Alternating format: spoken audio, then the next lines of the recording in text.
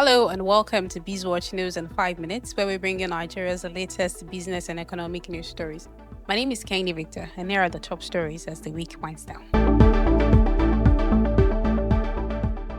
The headlines: Naira strengthens further as official FX rate climbs to 1,359 Naira per dollar. Nigerian banks enter March madness to bridge $200 million recapitalization gap. FG states and LG share 1,969 trillion Naira December 2025 Federation revenue. NNPCL shut refineries as losses became unsustainable. Ojulari. USA deploys troops to Nigeria following December airstrike. And now, the news in details. The Naira extended its upward momentum against the US dollar on Wednesday, strengthening the official foreign exchange market as improved dollar liquidity met international payment demand at the Central Bank of Nigeria's FX window. The official spot closed at 1,358 Naira per dollar, marking one of the strongest levels recorded since the implementation of foreign exchange reforms. Market checks also confirmed parallel appreciation across the informal segment.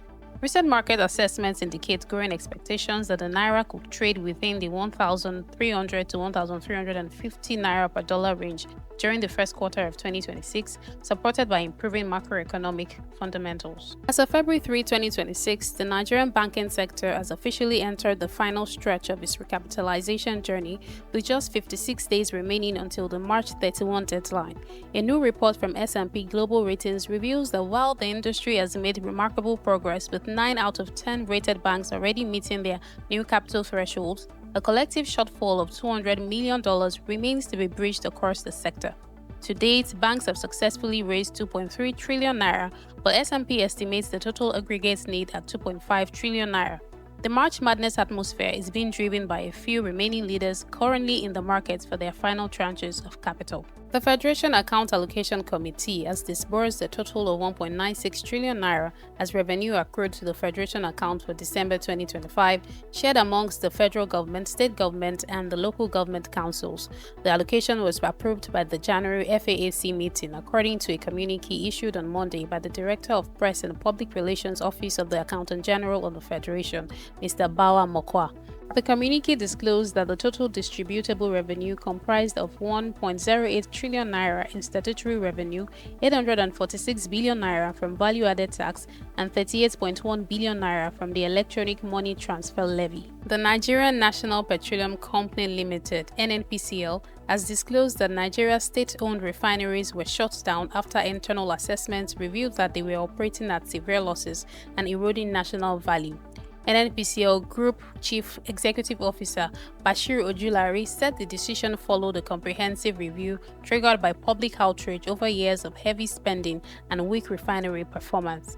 Ojulari said the refineries quickly emerged as a major concern when his leadership team assumed office, with public expectations running high and pressure mounting to justify continued operations.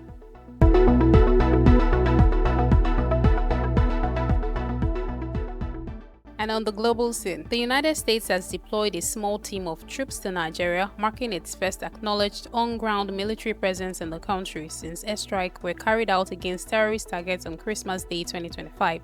The deployment follows U.S. airstrike ordered by President Donald Trump in December 2025, which he said targeted Islamic State-linked positions in Nigeria. Trump had earlier signaled that additional U.S. military action could follow if security threats persisted.